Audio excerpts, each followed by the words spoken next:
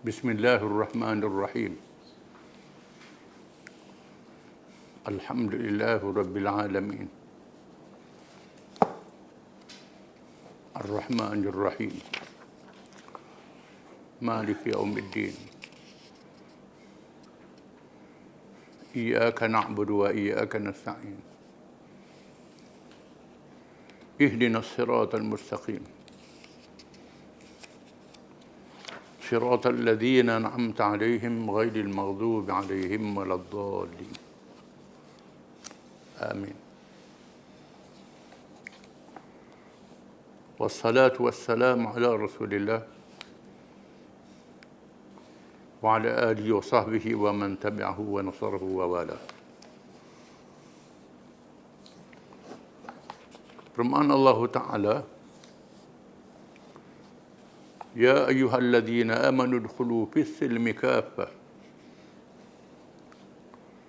ولا تتبعوا خطوات الشيطان إنه لكم عدو مبين فإن ضللتم من بعد ما جاءتكم البينات فاعلموا أن الله عزيز حكيم هل ينظرون إلا أن يأتيهم الله في ظلل من الغمام والملائكة وقضي الأمر وإلى الله ترجع الأمور. Surah Al-Baqarah ayat 208 hingga 210. Artinya, wahai orang-orang yang beriman, masuklah kamu ke dalam agama Islam semuanya. Dan janganlah kamu ikut langkah-langkah syaitan. Sesungguhnya dia, syaitan itu, musuh yang nyata kepada kamu. Maka jika kamu terpesong setelah datangnya keterangan-keterangan, maka ketahuilah bahawa Allah itu maha perkasa lagi maha bijaksana. Adakah kamu menunggu setelah datangnya hari kiamat, apabila Allah datang untuk membicarakan kamu dengan diiringi oleh awan dan para malaikat, lalu dibuat keputusan menjatuhkan hukuman, dan kepadanya sahaja dikembalikan segala perkara. Ayat ini sudah dibaca minggu lepas. Sudah ditafsirkan. Perintah Allah Ta'ala supaya kita mengikut Islam semuanya. Islam yang sempurna, Islam yang lengkap.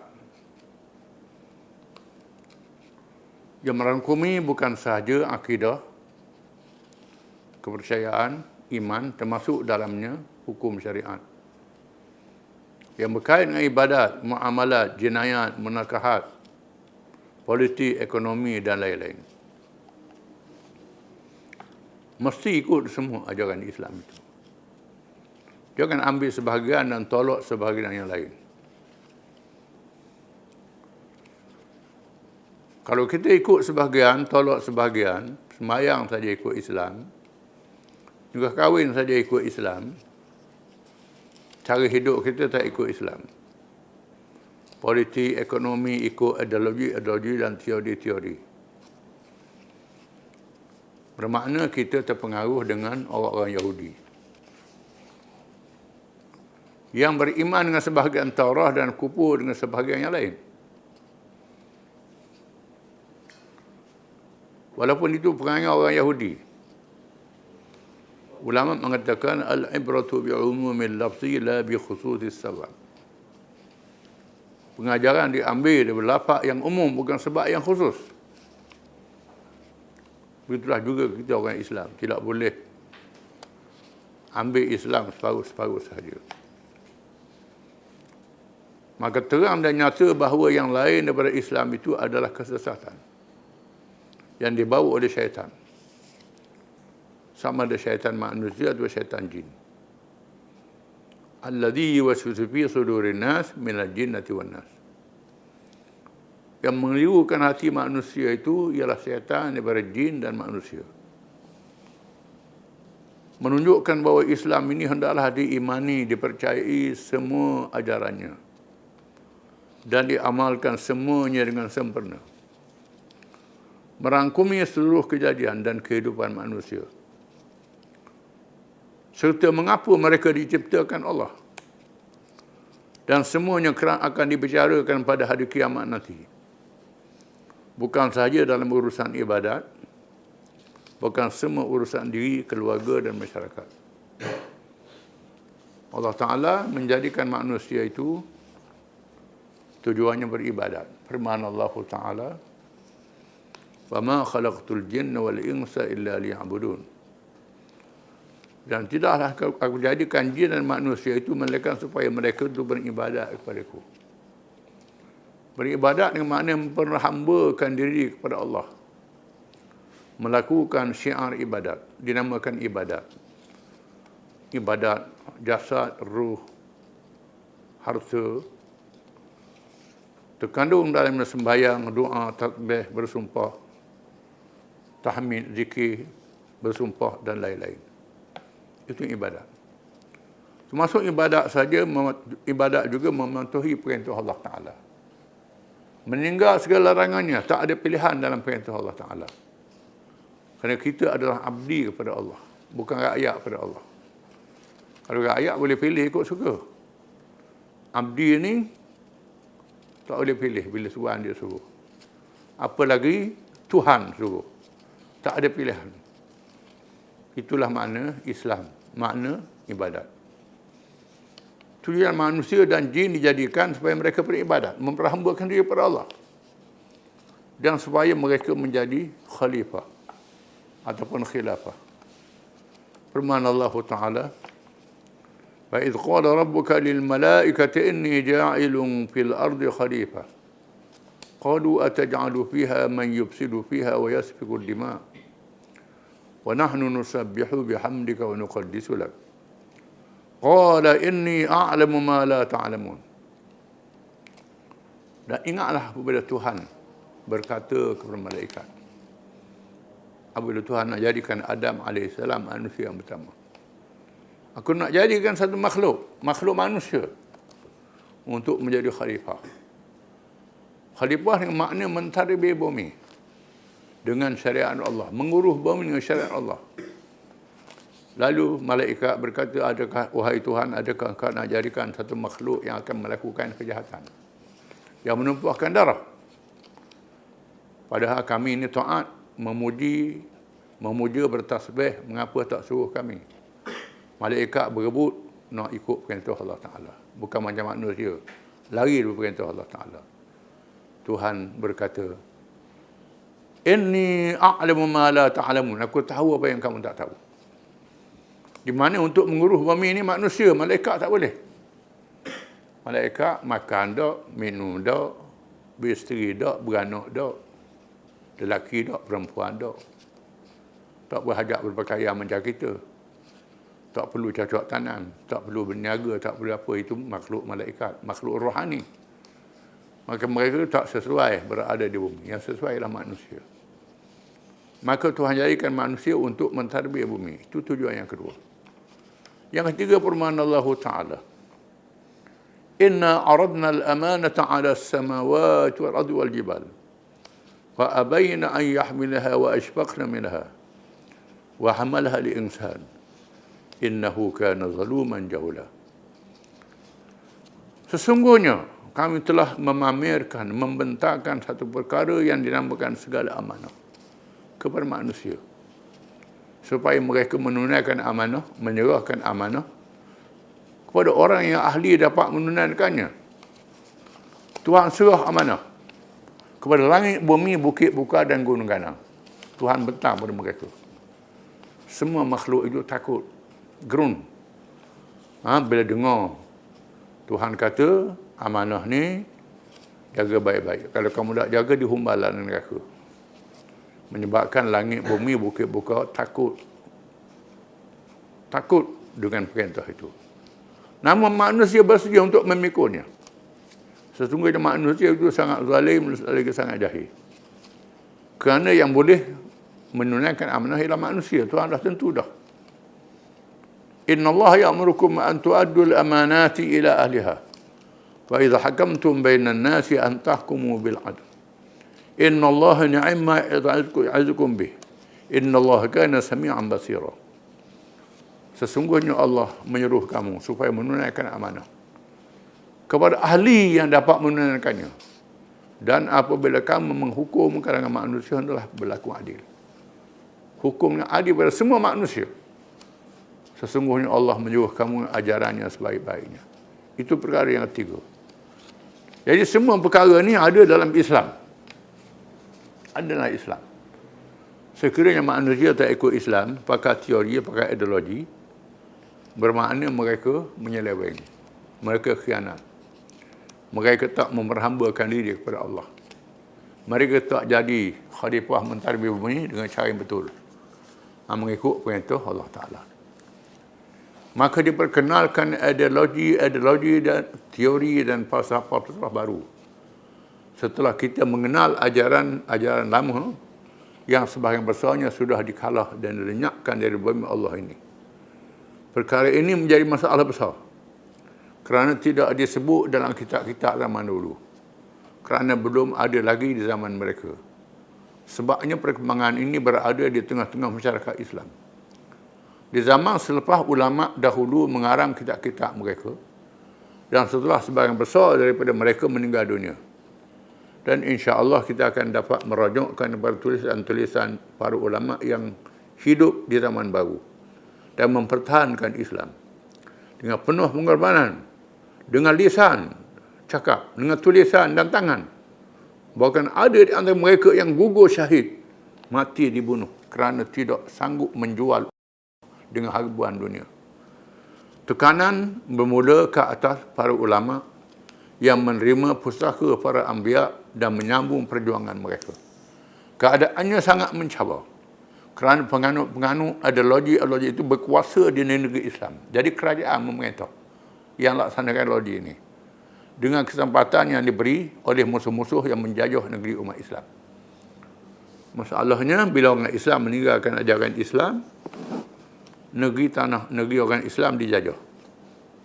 Selepas dijajah, mereka buang hukum-hukum Islam ini. Mereka laksanakan hukum-hukum mereka, undang-undang mereka. Namun orang Islam melawan penjajah. Akhirnya penjajah menyerah kalah dengan taktik, dengan strategi. Supaya Islam tak diamalkan. Mereka serah kepada pemimpin-pemimpin yang belajar di negeri mereka, yang dilatih oleh mereka. Yang lulus di universiti mereka. Menjalankan ideologi dan teori-teori ini. Ini jadi masalah. Oleh kerana cahaya agama Islam tak padam. Allah Ta'ala pelihara. Walaupun Nabi Muhammad SAW sudah wafat, tapi cahaya Islam tak padam. Allah Ta'ala jamin. Inna nahnu nazzalna dzikra wa inna lahu lahafizun. Sesungguhnya kami yang menurunkan peringatan dan kamilah yang memelihara peringatan itu. Nabi sebut dalam hadis, innamal ulama'u warasatul anbiya wa fadlul alimi 'ala al-'abidi ka fadlil qamari 'ala sa'irin nujum. Innamal ulama'u warasatul anbiya ma warasu dinaran wala dirhaman wa innama warasu ilman. Hadis riwayat Tirmizi. Sesungguhnya ulama laksana bulan di tengah bintang-bintang cakrawala. Dibandingkan ulama orang alim dengan tok lebah saja, laksana bulan matahari di tengah bintang-bintang cakrawala. Sesungguhnya ulama adalah waris yang menerima harta nabi-nabi. Nabi-nabi tidak meninggalkan duit emas perak. Nabi-nabi meninggalkan ilmu. Orang siapa yang diberi pusaka ilmu, dia mendapat kelebihan yang besar. Jadi ulama lah yang menerima pusaka nabi-nabi. Mereka berjuang. Di sana ada ulama yang soleh, ada ulama yang jahat. Ada pula begitu. Lain nabi-nabi. Nabi-nabi bersifat ismah, ulama-ulama tidak. Di sana ada ulama yang Tuhan pelihara dia, jaga dia, sanggup mati macam nabi-nabi. Nabi-Nabi zaman dahulu ada yang dibunuh, yang dibakar, yang disolder, yang dibelah dengan gaji, macam-macam mempertahankan Islam. Jadi ulama-ulama pun ada juga yang mewarisi perjuangan Nabi-Nabi. Di sana ada ulama-ulama yang menjual agama dengan murah. Ada. Disebut dalam Quran, disebut dalam hadis-hadis yang banyak. Jadi Allah Ta'ala tetap memelihara agama Islam sehingga hari kiamat. Walaupun ideologi, teori-teori ini perkara baru, Allah Ta'ala tetap memunculkan ulama, menzahirkan penafsiran Islam untuk menyuruh perkara baru yang mana betul, yang mana salah. Disebut dalam hadis yang lain, Inna Allah yab'atu li hadhil ummah ala ra'si kulli mati sana man yujadilaha amra diniha. Sesungguhnya Allah akan membangkitkan tiap-tiap satu abad, tiap-tiap satu tahun, orang yang membaharukan urusan Islam, membaharukan kepahaman. Akan ada urusan Islam yang dibaharukan kepahaman, orang tak boleh keliru Islam ni, kecuali bila dunia nak kiamat. Bila nak kiamat, Quran diangkat, ulama dimatikan semua, habis tak ada seorang. Masa tu tunggulah dunia yang akan kiamat. Jadi sekarang ini masih ada lagi. Para penjajah menganut berbagai-bagai ideologi dan fahaman itu, walaupun bermusuh dan berperang sesama mereka, tetapi mereka bersatu menentang Islam. Dan penganutnya yang bercita-cita menegakkan Islam sebagai ad-din. Penjajah barat yang menganut fahaman liberalisme, kapitalisme, bersedia menyerahkan tanah jajahannya kepada pihak komunis dan sosialis. Kalau mereka tidak berdaya menentang golongan Islam, seperti yang pernah berlaku di Yaman Selatan dan Algeria. Begitu juga penjajah yang menganut fahaman komunis bersedia menyerahkan tanah jajahannya pada golongan kapitalisme kalau mereka tidak berdaya menentang golongan Islam. Seperti tawar-menawar yang berlaku sekarang ini di Afghanistan. Sehingga para mujahidin bersendirian, dipinggirkan kerana mereka mahukan sebuah negara Islam yang mendaulatkan Islam sebagai ad-din. Di mana musuh Islam dalam menentang Islam bersatu. Semua ideologi komunis, sosialis, Hindu, Buddha, Kristian yang fanatik ini, semua bersatu bila menentang Islam. Yahudi, dia bersatu untuk bila lawan Islam. Walaupun dia tengah perang-perang sama sendiri, bila nak lawan Islam, dia bersatu. Ini kita kena sedar. Orang Islam je tak bersatu. Sedangkan musuh Islam, bila nak lawan Islam, mereka bersatu. Sehingga negara-negara penjajah, contohnya komunis, dia tak tahan nak lawan Islam, dia serah kepada kapitalis. Macam berlaku di Afghanistan, berlaku di Asia Tengah, berlaku di Albania, berlaku di Bosnia. Itu negeri orang Islam ditakluk oleh komunis. Bila komunis tak tahan, dia serah ke barat. Negeri barat itu juga, bila tak tahan dengan Islam, dia serah pada komunis. Yaman Selatan. Yaman Selatan tu adalah negeri Islam. Negeri Islam. British takluk, orang Islam lawan British. British tak tahan, British pun lari. Dia serah ke komunis, komunis Arab. Komunis Arab, cakap Arab, baca Quran. Boleh baca Quran, cakap Arab. Tapi komunis tak percaya pada Islam. Di Algeria begitu, dia serah pada pokok sosialis. Di Mesir pernah serah pada pokok sosialis. Di Syria serah pada pokok sosialis. Dia tak serah pada Islam, kerana nak halang Islam. Menjadi masalah besar kepada umat Islam, sehingga membingungkan mereka apabila pihak yang menganut ideologi sesat itu boleh memperalatkan ulama usu, ulama jahat. Ada pula ulama-ulama yang makan upah diperalatkan. Sehingga ada di negeri umat Islam yang dikuasai oleh pihak komunis, muncul ulama yang mengajar, bersyarah pada orang ramai, mengarang buku-buku yang membela ajaran sesat itu kerana sedikit imbuhan pangkat dan harta benda. Begitu juga di negeri Islam yang dikuasai oleh golongan yang menganut fahaman kapitalisme, sosialisme dan sebagainya. Tiap-tiap negeri yang menganut ideologi ini, ada ulama yang sokong dia. Jadi mufti dia, jadi perawat tinggi dia. Ada mufti yang sungguh-sungguh jujur, ada yang tak jujur. Ada yang jujur, yang mempertahankan Islam. Ada yang tak jujur. Bukan tak boleh ambil jawatan. Boleh ambil jawatan, tapi dengan syarat pegang sungguh. Betul pertahankan orang Islam. Tapi kalau ambil jawatan macam semut dalam gula, mapuh dalam gula. Boleh jawatan tu senyap dah ikut apa saja yang komunis suruh ikut komunis, kapitalis suruh ikut kapitalis, sosialis suruh ikut sosialis. maka jadi punah. Ini berlaku. Ada ulama usuk, ulama jahat. Disebut dalam Quran kisah dia, kita akan baca dalam tafsir. Sesungguhnya umat Islam sekarang berada dalam keadaan yang sangat bahaya.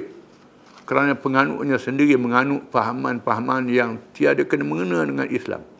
Walaupun mereka mengaku Islam. Dan ada yang masih sayang pada Islam, yang masih ada kemanisan iman. Sayang ke Islam, tapi jahil tak tahu. Tak sedar berjuang komunis.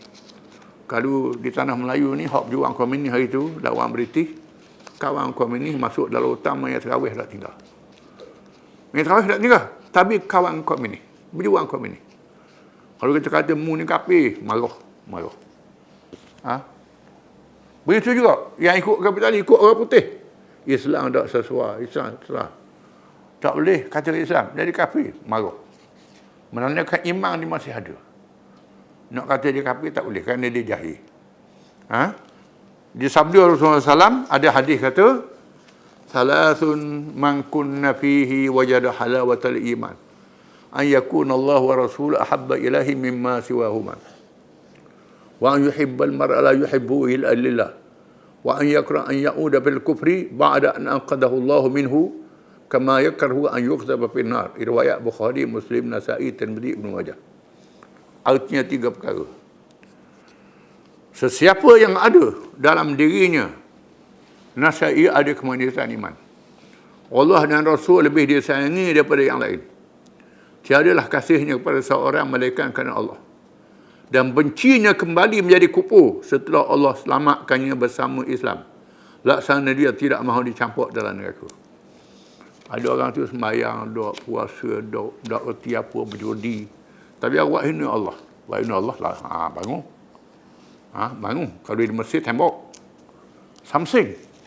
Orang ni samsing. Bila awak hina Nabi Muhammad, dia cabut pintu, tembok. Ni. Orang ni. Jadi orang ni, iman ni masih ada. Walaupun dia tak semayang, judi, tak tahu apa, jahil. Begitu juga, dia sayang pada orang Islam. Kalau sebut je orang Islam, orang Islam, dia unyanya, dia zalimi, dia pepek pada orang Islam. Walaupun dia jahat. Dia jahat, tak tahu kahda, semayang, tak tahu, minum arak macam ni. Tapi, kalau buat hina Islam, dia lawan. Macam di Bosnia dulu. Di Bosnia dulu, orang Islam makan babi. Tak tahu babi itu haram. Tak tahu babi itu haram. Lama bertakluk kami ni. Tapi lawan dengan puak Serb, puak Kristian ni, berperang. Sampai mati-mati kerana buat hina Islam. Berperang. Di Bosnia tu berkecamuk antara orang Islam bukan Islam.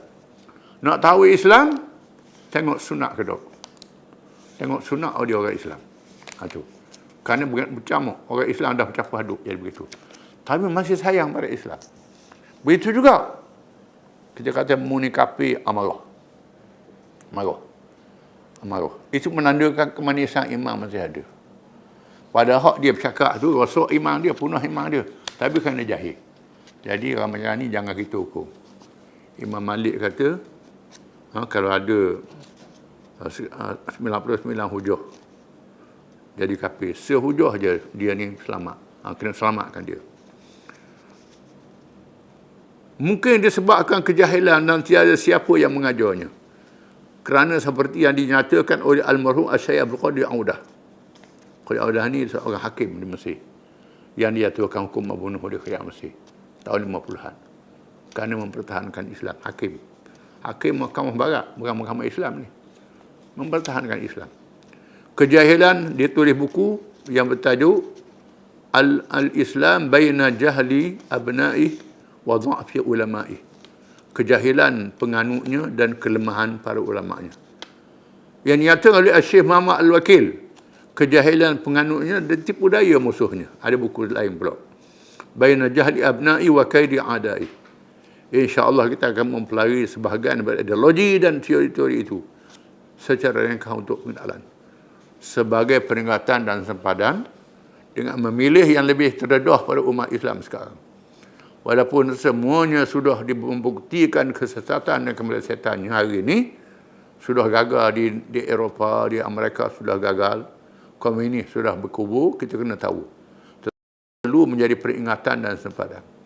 Supaya kebangkitan umat Islam yang mahu kembali semula pada Islam tidak ditipu oleh bala tentera syaitan yang berkeliaran di tengah masyarakat Islam untuk mengganggu kebangkitan Islam yang berlaku sekarang dengan berbagai-bagai cara. Dan sekarang menggunakan suara Islam dan bertopeng dengannya. Guna suara Islam pula. Islam liberal, macam-macam nama. Seterusnya biarlah kita mengkaji sebahagian daripadanya. Wallahu a'lam.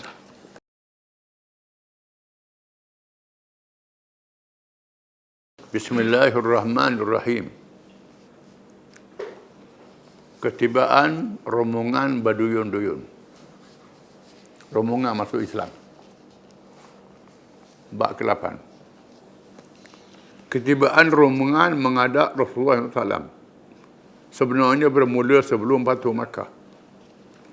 Dan peristiwa Tabuk kerana sudah ada dalam kalangan kabilah Arab yang sudah melihat cahaya Islam yang indah dan gagah. Tiada siapa yang dapat menghalangnya. Cuma ketibaan rombongan kian meningkat selepas Fathu Makkah dan Tabuk. Lepas pada berjaya tawan Mekah, berjaya menang di Tabuk, musuh besar, kuasa besar dunia lari, menyebabkan banyak kabilah Arab datang. Oleh itu Allah berfirman, "La yastawi minkum man anfaqa min qabli al-fathi wa qatal. Ulaika a'zamu darajatan min alladhina anfaqu min ba'du wa qatalu. Fa kullan wa'ada Allahu al-husna wallahu bima ta'maluna khabir." Surah Al-Hadid ayat 10. Tidaklah sama di antara kamu orang-orang yang membelanjakan hartanya sebelum Fathu Makkah dan orang yang berperang jihad, mereka itu lebih besar darjatnya daripada orang-orang yang membelanjakan hartanya selepas Fathu Makkah. Dan mereka juga berperang jihad, dan setiap satu puak dari keduanya Allah menjanjikan balasan yang sebaik-baiknya. Dan Allah itu maha mendalam pengetahuannya akan apa yang kamu kerjakan. Menunjukkan bahawa orang yang masuk Islam sebelum buka Mekah, sebelum Tabuk, mendapat pahala besar. Beza dengan orang Kediang. Masuk Islam lemah. Sehingga disebut dalam hadis, secupuk yang dibelanjakan oleh mereka yang masuk Islam sebelum buka Mekah, sebelum Tabuk ni, yang awal tu, tak sama dengan mah sebesar Bukit Uhud yang belanjakan oleh orang yang kemudian. Tuhan beri pahala sangat besar masa Islam dalam keadaan tertekan. Walaupun derma dia sikit, tak banyak, cukup beras je. Tapi tak sama dengan mah sebesar bukit yang dibelanjakan oleh orang yang sudah senang, lenang. Islam sudah menang.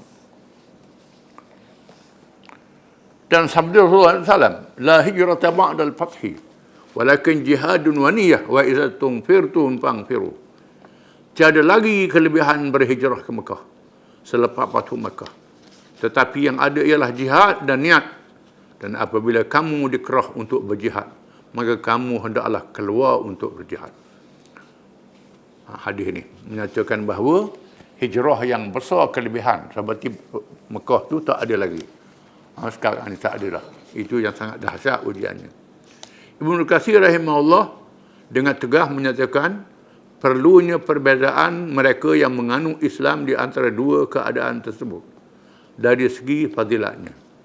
Di sana ada rombongan yang datang menerima Islam di hadapan Rasulullah SAW sebelum Hudaybiyah, sebelum Fathu Makkah dan sebelum Tabuk, di mana mereka itu telah mendapat fadilat di sisi Allah lebih daripada yang lain. Ibnu Hajar meriwayatkan daripada Ibnu Hisham bahawa Abu Ubaidah menamakan tahun ke-9 Hijrah dengan Amul Wufud, tahun ketibaan rombongan-rombongan, kerana kebanyakan rombongan yang tiba dan jumlah anggotanya yang besar. Bila dengar Islam dah kuat ni, ramailah mengaku masuk Islam. Tak macam dulu lah.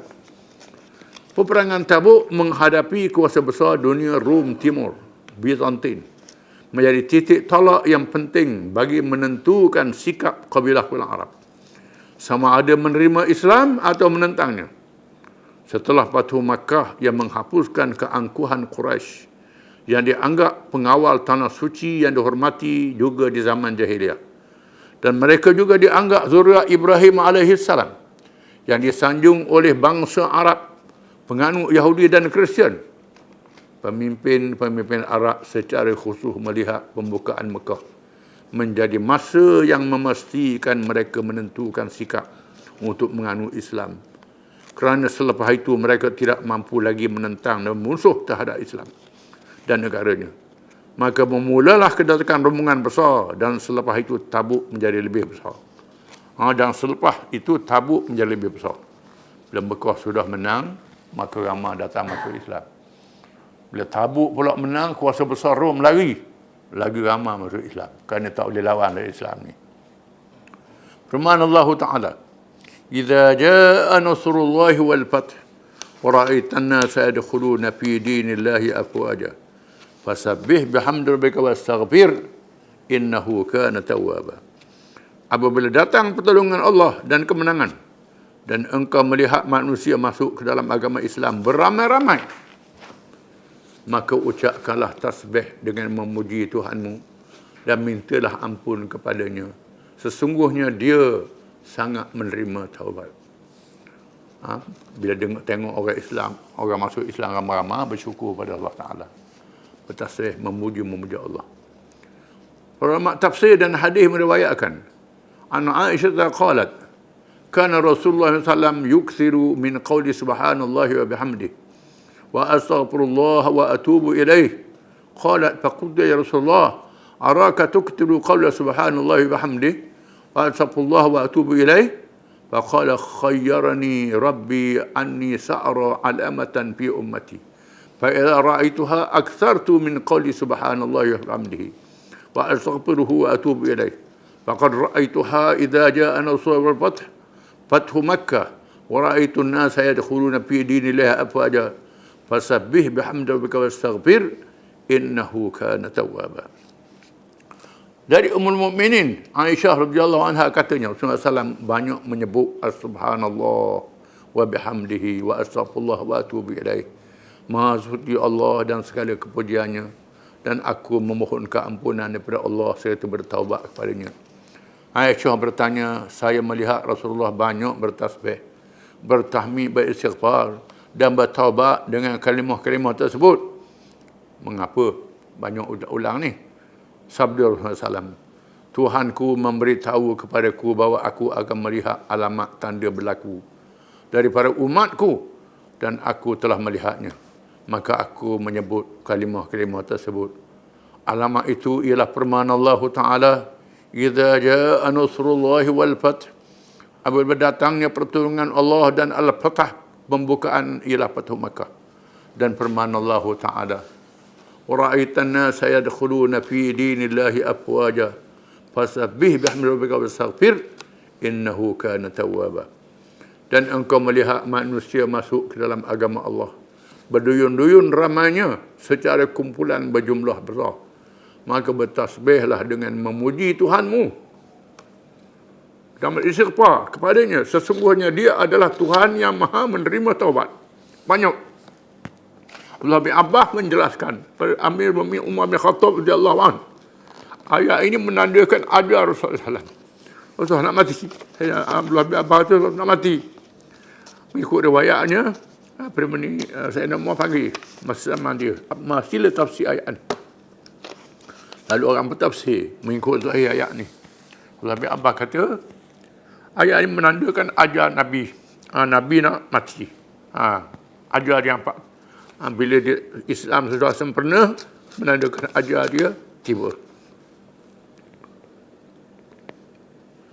Para ulama sirah Nabawiyah meriwayatkan jumlah rombongan yang datang menghadap Rasulullah sebanyak 70 rombongan. 70 rombongan. Kalau 100, jadi 700. Kalau 1000, 7000. Ratus ribu. Kebanyakan mereka mengumpulkan ceritanya dalam satu bab, termasuk yang datang sebelum Fathu Makkah dan Tabuk. Ada juga yang mengulangi rombongan beberapa kali sehingga diulangi lagi selepas Tabuk. Maka dia senaraikan sebahagian daripadanya yang ada dalam kisahnya beberapa keistimewaan untuk menjadi pengajaran. Kita senarai sebahagian saja daripadanya untuk jadi pengajaran kepada kita. Sebahagian daripadanya saja untuk jadi pengajaran kepada kita. Jadi rombongan yang pertama ialah rombongan Abdul Qais. Mereka menghantar dua rombongan. Yang pertama di tahun ke-5 Hijrah. Ada juga riwayat yang mengatakan sebelumnya selepas seorang penjaga bernama Munqidh bin Hayyan, dia menganut Islam dan membawa perutusan Rasulullah kepada kaumnya. Ekorannya mereka menghantar rombongan sampai 13 orang. Dan 14 orang diketuai oleh Al-Asja' Al-Asri. Mereka bertanya kepada Rasulullah SAW berkenaan agama dengan berkata, "Wahai Rasulullah, kami datang dari jauh, di tengah jalan ada golongan kufar, kabilah Mudar. Kami tidak boleh datang melainkan di bulan yang diharamkan berperang. Perintahkan kami dengan hukum Islam yang jelas, supaya kami juga memaklumkan kepada mereka apa yang tidak hadir bersama. Memaklumkan mereka yang tak hadir bersama. Mudah-mudahan dengannya kami masuk syurga." Bertanya Nabi.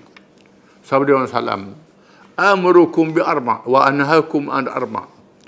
Amurukum bil iman billahi wahdah. Atadruna mal iman billahi wahdah?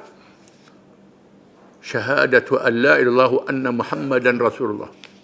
Wa iqamus salah wa ita'uz zakah wa shaum Ramadan. Wa an tu'tu khumsan minal maghnam. Wa anhaakum 'anil riba wal khaytham wat naqir wal muzmit wal mazmat." Wal muzammat. Maksudnya aku memerintah kamu 4 perkara dan melarang kamu 4 perkara. Aku memerintah kamu supaya beriman kepada Allah esanya. Adakah kamu tahu apa dia beriman kepada Allah esanya? Iman tu apa dia? Tak payah hukum iman 6 perkara. Sebab tu hadis hukum iman ni ada 6 perkara, ada hadis 4 perkara, ada macam perkara. Nabi sebut pada orang yang wajarnya. Orang ni sudah beriman dah. Dia kuat. Wayak penting dia. Iaitu kamu mengaku percaya bahawa tiada Tuhan yang sebenar melainkan Allah dan Muhammad itu Rasulullah. Itu makna iman. Mendirikan salat, menunaikan zakat, berpuasa Ramadan dan memberi 1/5 harta ghanimah rampasan perang. Dan aku melarang kamu daripada makan riba dan meminum arak yang bernama khaytham, naqir dan muzammat. Semua jenis arak diharamkan. Ini saja. Itu perkara. Mereka faham. Hak lain itu dah ada dalam kepala mereka. Tak perlu ayat hukum iman 6 perkara, hukum Islam 5 perkara. Jadi berpandu kepada orang yang tanya Nabi. Nabi tahu orang ini sudah faham. Orang ini tak faham. Hanya kita tak faham lagi ni, royak lah bukan iman 6 perkara, 5 perkara, dia dah hafal selesa. Jadi orang ni dia sudah. Jadi sebab itu, pasal apa ni pula? Hukum iman 4 perkara, hukum iman 6 perkara, hukum Islam 5 perkara. Ini berdasarkan kepada kepahaman orang yang datang berjumpa Nabi. Rasulullah bersabda kepada pemimpin Al-Asya', "Inna fika khislatani yuhibbuhum Allah, al-hulm wa Nabi kata ke pemimpin Al-Asya'. Nabi puji pemimpin dia. Nabi kata, sesungguhnya pada dirimu ada 2 sifat yang dikasihi Allah. Berakal bijak, lagi berlemah lembut, dan berteliti lagi tidak gopoh. Mu ni orang bijak, Nabi kata. Kalau Nabi kata dia orang bijak, memang orang bijak sungguhlah. Mu ni ada sifat 2 perkara yang Allah Ta'ala kasih. Yang pertama, mu, aku tengok mu ni bijak, ada 2 perkara. Mu berakal bijak, lemah lembut, teliti, tak gopoh. Adapun rombongan kedua datang pada tahun ke-9 Hijrah. Ini rombongan pertama. Belum Fathu Makkah ni. Yang kedua mari pula dengan anggota jumlah 40 orang. Di antara mereka ada seorang penganut agama Kristian bernama Al-Jarud bin Bishr bin Al-Mu'allah. Al-Jarud. Bila Rasulullah SAW mengajaknya kepada Islam, dia menjawab. Rasulullah dia ajak masuk Islam. Rasulullah ajak dia masuk Islam. Dia jawab macam mana? "Wahai Muhammad, saya menganut agama saya sendiri. Sekiranya saya meninggalkan agama saya dan menganut agamamu, adakah engkau memberi jaminan agama saya yang sebenar?" Rasulullah SAW bersabda, "Aku memberi jaminan bahawa Allah memberi hidayah kepadamu, kepada yang lebih baik." Nabi kata. Agama saya betul dah. Allah SWT lebih baik lagi. Dia Kristian. Lalu dia masuk Islam dan diikuti oleh rakan-rakannya yang belum Islam selama ini. Ketika berlakunya peristiwa murtad, selepas wafat Rasulullah SAW mempertahankan Islam dan memberi ucapan kepada orang-orang yang murtad di dalam kalangan kaumnya. Bila Nabi wafat, kabilah Arab murtad. Habis murtad. Lalu orang kampung pun bingung. Orang kampung dia. Dia panggil orang kampung. Jasa dia besar ni, mempertahankan Islam. Dia ucap pada orang ramah. Ayuhan nas. Inni asyhadu an la ilaha illallah wa anna Muhammadan Rasulullah wa akfuru man lam yashhad hadhihi syahadah. Wahai tuan-tuan, sesungguhnya aku mengaku dan percaya bahawa tiada Tuhan yang sebenar melainkan Allah dan Muhammad itu Rasulullah, dan aku kafirkan sesiapa yang tidak mengaku dan percaya dengan syahadah ini. Dia cerita panjangnya dalam masa pemerintahan Abu Bakar. Masa itu kabilah dia kena kepung. Jadi banyak-banyak kabilah murtad ikut Nabi baru. Dia panggil orang kampung dia. Dia tanya orang kampung dia, "Mu dengar tak cerita Nabi-Nabi zaman dulu?" Orang kampung dia dengar cerita Nabi zaman dulu. Nabi zaman dulu hidup ke? Mati dah. Mati belaka Nabi dulu. Kalau Nabi zaman dulu mati, Muhammad mati juga. Muhammad mati. Tapi ajaran dia tak mati. Aku tetap dengan Islam. Mengucap dua kalimah syahadah. Barang siapa tak mengucap dua kalimah syahadah, dia kafir. Keluar daripada Islam. Dan pengikut dia ikut dia. Dan dia kena kepung. Sampai kelaparan. Sehingga Sayyidina Abu Bakar atau Al-Ala bin Al-Hadrami untuk membebaskan dia dari kepungan. Daripada kelaparan. Rombongan ini lebih bersifat pelaksanaan firman Allah Ta'ala. Wa ma kana al-mu'minuna liyaghfiru kaffah. Kalau dalam firman qul minhum ta'ifatun yatafaqahu fid din wa liyunziru qaumahum idza raja'u ilaihim la'allahum yahdharun. Dan tidaklah orang-orang yang beriman keluar semuanya pergi berperang. Oleh itu hendaklah keluar sebahagian daripada tiap-tiap puak di antara mereka yang mempelajari bagaimana memahami agama secara mendalam, supaya mereka dapat memberi peringatan berkaum mereka dengan ajaran agama. Mudah-mudahan mereka berjaga-jaga dari melakukan larangan Allah. Rombongan ni rombongan pergi mengaji. Sebab dia dah Islam dah. Mengaji hukum syarak dengan Nabi. Jadi rombongan ni rombongan yang bertafakuh fid din. Disebut dalam Quran. Untuk menyelamatkan umat dengan ilmu agama. Wallahu a'lam.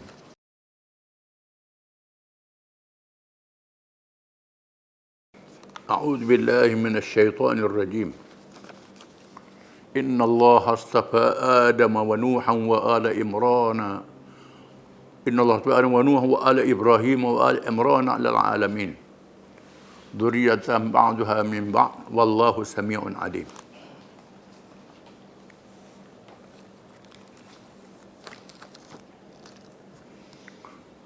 Sesungguhnya Allah telah memilih Nabi Adam dan Nabi Nuh dan juga keluarga Nabi Ibrahim dan keluarga Imran melebihi segala umat yang ada pada zaman mereka masing-masing. Mereka kembang biak sebagai satu keturunan zuriat yang setengahnya berasal dari setengahnya yang lain. Dan ingatlah Allah sentiasa mendengar lagi maha sentiasa mengetahui.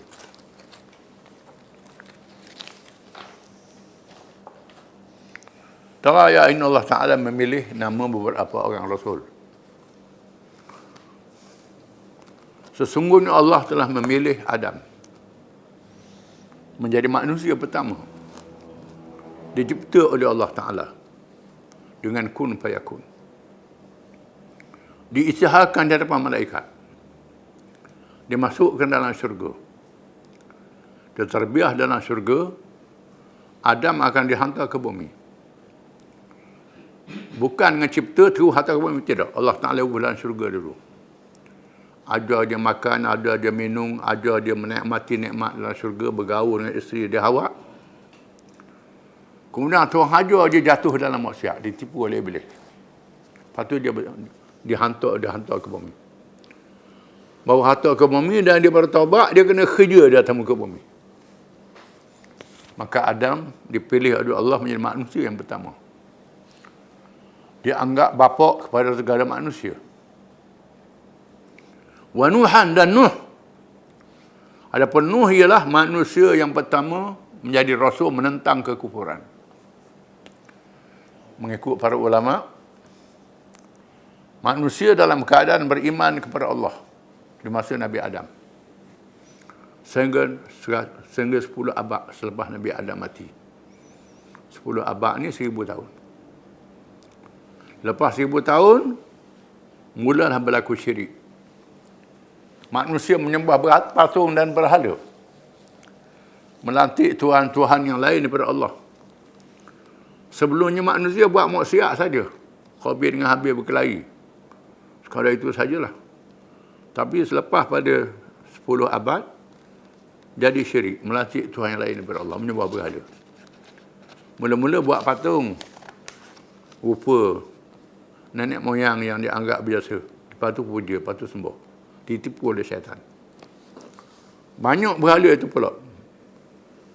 Menjadikan Nabi Nuh AS Nabi yang pertama berjuang menentang kekufuran syirik. Perjuangan yang sangat panjang, 950 tahun disebut dalam Al-Quran.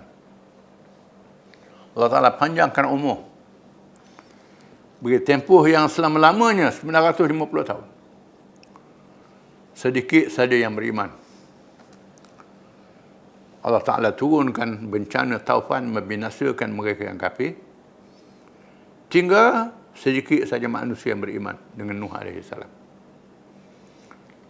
Ada manusia selepasnya adalah zuriat Nuh AS. Ulama meriwayatkan orang lain tak boleh anak. Yang boleh anaknya Nuh. Anak yang beriman. Anak yang kafir tenggelam. Sam, Ham, Yafis. Sam, Ham, Yafis.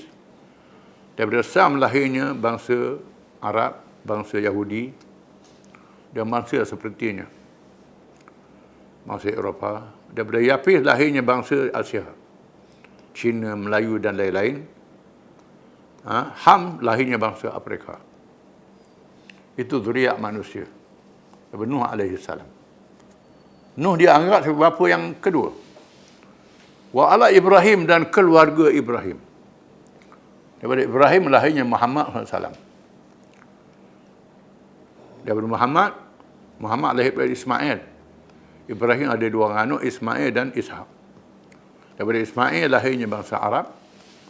Daripada Ishak lahirnya bangsa Bani Israel. Asalnya bangsa Sam. Semitic. Arab, Yahudi tak ada lagi. Kemudian daripada Ismail lahirnya bangsa Arab. Daripada Sam, daripada Ishak lahirnya bangsa Yahudi, Bani Israel. Allah Ta'ala lahirkan daripada mereka rasul-rasul dan nabi-nabi. Nabi akhir zaman daripada Ismail. Lahirnya Muhammad SAW. Adapun nabi-nabi Bani Israel yang ramai daripada Ishak, Yaqub bin Ishak. Nabi-nabi Yaqub, anak Nabi Yaqub, Nabi Yusuf, kemudian Nabi Daud, Nabi Musa, Nabi Isa, Nabi Harun, Nabi Ilyas, itu semua daripada Bani Israel. Sebagian besar ialah pada zuriat Ibrahim. Semuanya zuriat Ibrahim. Sebagian besarnya. Khususnya Nabi Muhammad SAW. Diperintah oleh Allah supaya menghantar anaknya Ismail ke Mekah, negeri yang kering, untuk dilahirkan Rasul akhir zaman Muhammad SAW. Wa ala Imran alal alamin, dan keluarga Imran. Imran ayah pada Maryam, bukan ayah Nabi Musa. Allah Ta'ala ciptakan Isa AS lewat ibunya Maryam dengan tidak ada bapa, untuk menjadi kekuasaan Allah Ta'ala, kebesaran Allah Ta'ala. Kalau Adam kan dengan tanah, ayah tak ada, mak tak ada. Hawa dijadikan daripada tulang rusuk Nabi Adam, tak ada ibunya. Maka Isa jadikan daripada melalui ibunya Maryam. Malaikat Jibril datang meniupkan rohnya. Jibril ni lelaki dok, perempuan dok, nak setubuh. Macam mana dia bukan malaikat kan? Bukan lelaki malaikat ni. Dicipta khusus. Nabi Isa AS daripada ibunya yang melahirkan Isa. Satu ujian yang sangat dahsyat. Nabi Isa dari Bani Israel dan akan zahir di akhir zaman. Membawa syariat Nabi Muhammad SAW. Dia antara tanda akhir zaman, turun Nabi Isa. Memimpin sebelum berlakunya kiamat. Orang Yahudi tak berjaya membunuhnya. Semua itu dipilih alal alamin, kepada seluruh alam. Dzurriyyatan ba'duha min ba'd. Setengahnya berzuriat dengan setengah yang lain. Bercampur aduk. Pupu kahwin Arak dengan Yahudi, Nabi Nuh, Ibrahim dengan Ismail, bercampur-campur.